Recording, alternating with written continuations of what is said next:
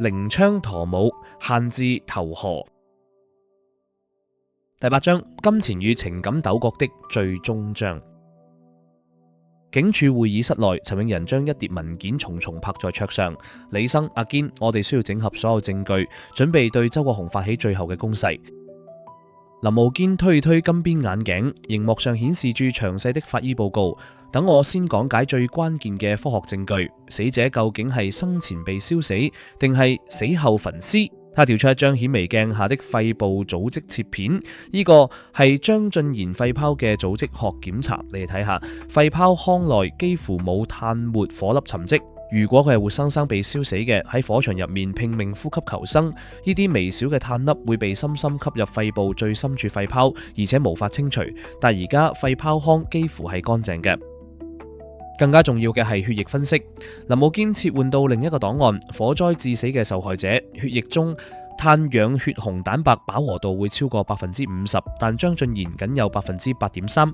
林傲堅的聲音斬釘截鐵，呢個數值接近正常背景值。呢個意味住咩呢？呢個意味住當火焰燃燒嗰陣，佢心臟已經停止跳動，血液循環已經終止。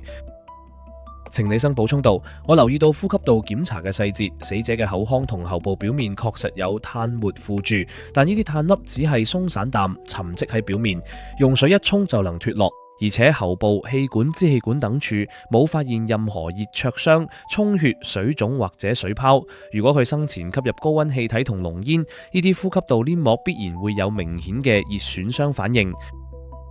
林傲堅點頭，冇錯，更加關鍵嘅係，我喺死者嘅氣管同肺部發現咗少量積水，呢個根本唔可能出現喺火災現場。火場中充斥住高溫氣體同濃煙，呼吸道應該係乾燥灼熱嘅，點解可能有液態水存在？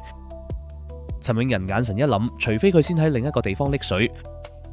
程理生接過話頭，我哋對呢啲積水進行咗歸組分析，死者肺部殘留物中嘅硅組群落與黃美林村屋前嗰口廢棄水井嘅水樣本高度吻合，相似度達94.7%，而與貨倉附近嘅任何積水都完全唔同。林傲堅調出對比圖表，我仲檢測咗死者腳踝處嘅泥沙，呢啲泥沙嘅礦物組成、顆粒大小分布都與水井底部嘅沉積物完全一致。井底沉積物含有高濃度嘅鈣質、黏土同特定嘅微量元素比例，呢個係該區域地下水長期沉積形成嘅獨特指紋。仲有一個致命證據，林傲堅的語氣變得更加嚴肅。死者血液中檢測出佐比坦成分濃度高達2.3毫克每升，呢個係一種強效嘅非苯二氮添類安眠藥，呢個濃度足以令成年男性完全昏迷，喪失任何反抗能力。陳永仁翻開檔案，周國雄因為焦慮症同睡眠障礙，長期喺精神科醫生處方下服用佐比坦。我哋調閱咗佢最近6個月嘅處方記錄，發現案發前1個禮拜，佢一次過配取咗3個月嘅藥量。程理生站起身，在白板上開始勾勒時間軸。張俊賢被周國雄以談判離婚條件為由，誘騙到村屋。周國雄喺果香味濃郁嘅紅酒中落咗安眠藥，指使黃美林倒酒，咁樣酒杯上只會留低黃美林嘅指紋。更加喺黃昏最後擺拍咗佢手攞木棍嘅相片，將佢都拖落水，成為共犯。張俊賢喺唔知唔覺中昏迷後，周國雄將佢拖到村屋前嘅廢棄水井，掉入井中溺斃。程理生的聲音變得低沉，佢一生都喺逃避呢個宿命，卻最終死喺水中。陳永仁繼續，我哋喺水井底部揾到嘅 HZ 白金戒指，應該係張俊賢打算向黃美林求婚嘅信物。喺生命最後一刻，佢可能想抓住井壁求生，戒指喺掙扎中脫落，沉入井底。井壁上嘅新鮮刮痕，以及我哋提取到嘅纖維樣本，與死者當日住嘅襯衫纖維完全吻合。林傲堅補充道：呢個證明屍體確實曾經被拖墜經過井口。程理生點頭。周國雄原本嘅計劃係將屍體拋入河中，偽造成醉酒、失足溺斃。佢特登脫咗張俊賢嘅鞋，打算令對鞋被河水沖走，製造意外嘅假象，或者係怕留低更多證據。可惜我哋冇揾到嗰對鞋，應該係周國雄提前處理咗。但點解最後改成焚屍？陳永仁問出關鍵問題。呢個就係黃美林嘅角色。程理生嘆咗口氣，根據黃美林嘅供述，佢極力游說周國雄改變計劃。佢說服周國雄，如果將屍體拋入河中，所有人都知道張俊賢驚水，警方一定會起疑。但如果用火焚燒，唔單止能夠毀滅證據，更加重要嘅係，程理生頓了頓，聲音帶住一絲悲涼。更加重要嘅係，黃美林想幫張俊賢完成對抗命運嘅願望，就算只係喺死亡方式嘅表象上，佢曾經對張俊賢承諾過，有我喺，你只能夠死於烈火之中。佢想履行呢個承諾，即使係以呢種扭曲嘅方式。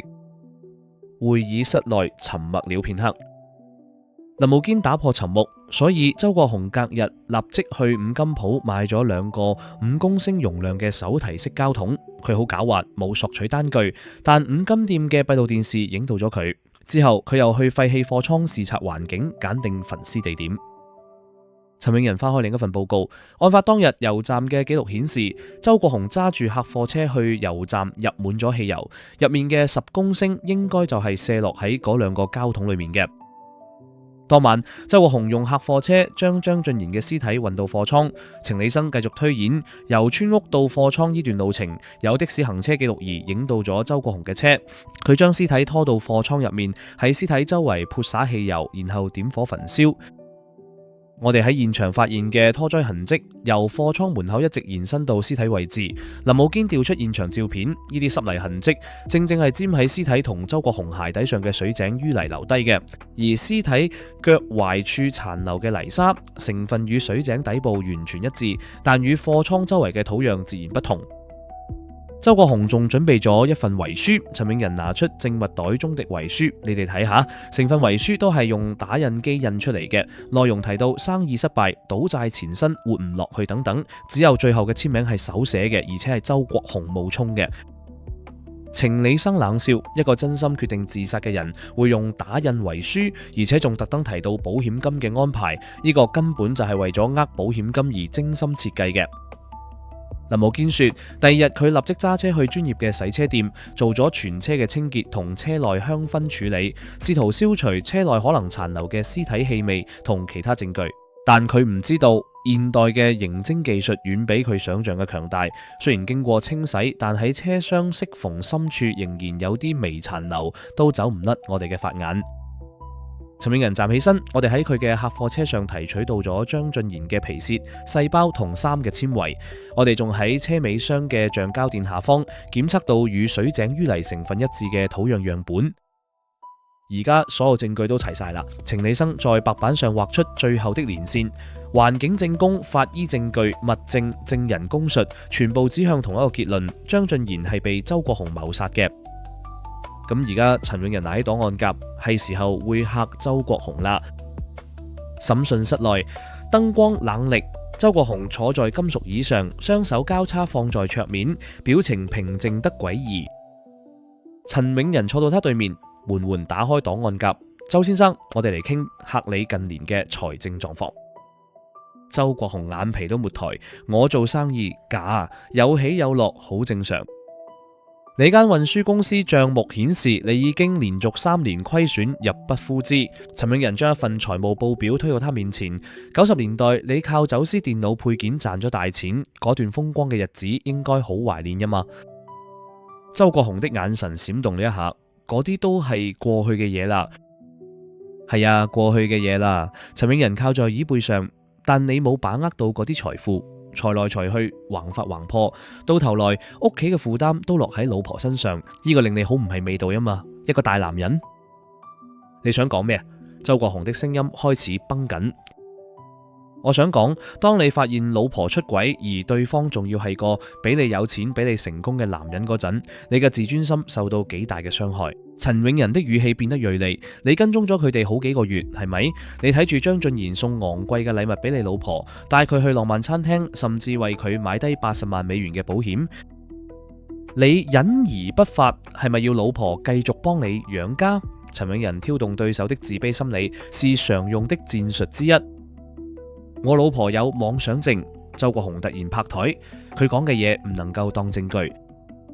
我冇講呢啲係你老婆話我哋知㗎。陳永仁冷笑，係你自己部手機記錄出賣咗你。你部手機定位顯示喺過去5個月裏面，你多次出現喺張俊賢公司樓下、佢屋企附近，甚至佢同黃美琳拍拖嘅餐廳外面，你喺監視佢哋。周國雄的臉色變得蒼白。陳永仁繼續：3月1號晚上，你約張俊賢去你屋企談判，你話願意放黃美琳離婚，只要佢俾筆錢，係咪咁？周國雄沉默不語。你喺紅酒入面落咗安眠藥，陳永仁將藥瓶的照片推到他面前，呢個係你嘅處方藥。佐貝坦，你叫黃美琳倒酒，咁樣酒杯上只有佢嘅指紋，更加喺黃昏最後擺拍咗佢手攞木棍嘅相，將佢都拖落水，威脅佢作假證供。張俊賢飲咗酒之後昏迷，你將佢拖到村屋前嘅廢棄水井，掉入井中溺死。亂嚟！周國雄猛地站起，你哋有證據咩？證據。陳永仁從檔案夾中抽出一疊報告，一份份拍在桌上。法醫報告顯示，死者係溺水而死，唔係被燒死。佢肺部嘅積水同硅藻與你屋企門前嗰口水井嘅水樣本完全吻合。佢血液中嘅安眠藥成分與你嘅處方藥一致。佢腳踝嘅泥沙嚟自你屋企嘅水井。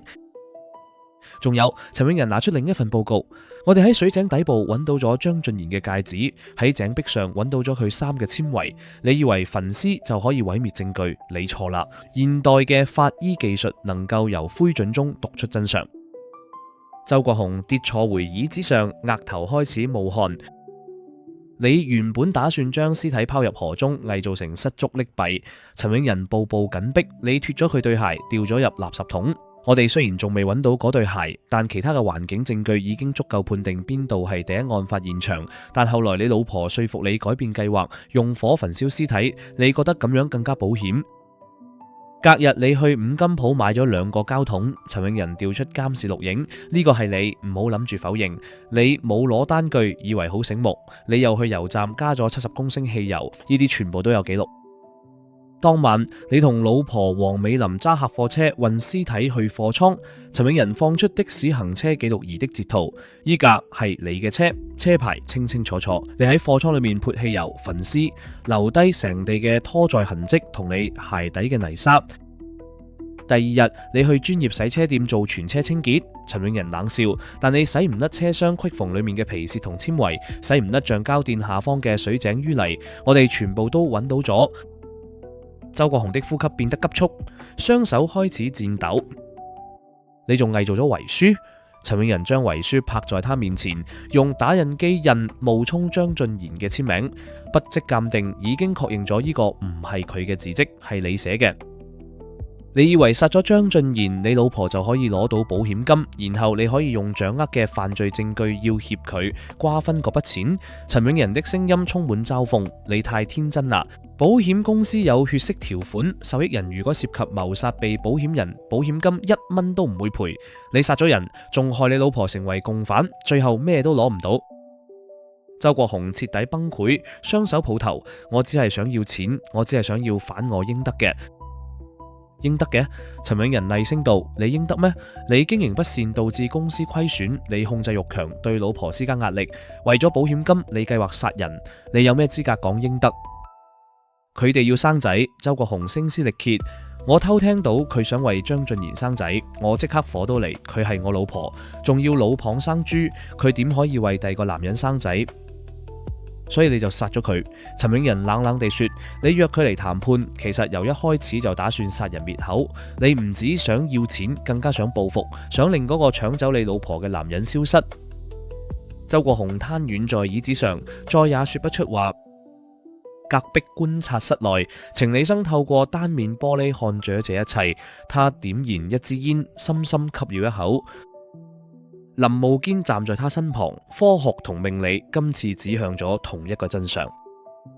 係啊，程理生輕聲說，我總係覺得黃美琳比周國雄醒目，以佢嘅智力水平，應該會意識到用火燒根本唔能夠毀滅溺水嘅證據。程理生若有所思，法醫嘅肺部檢查好容易就能夠判斷出係溺水定係被燒死。反而如果將屍體拋入河或者池塘裏面扮失足溺水，仲有希望可以呃到我哋。可能喺佢嘅潛意識中根本冇打算盡力去隱瞞真相。林傲堅緩緩說道：佢只係想完成對張俊賢嘅最後承諾，令佢喺名義上死於烈火，而唔係溺於水中。呢個係佢對佢嘅愛嘅最後表達。程理生點點頭，望向審訊室內那個已經認罪的兇手。命運、人性、貪婪、自盜這些永恆的主題，再一次交織成了一個悲劇。而他作為見證者，只能記錄下這一切，然後繼續前行，等待下一個謎團，下一個真相。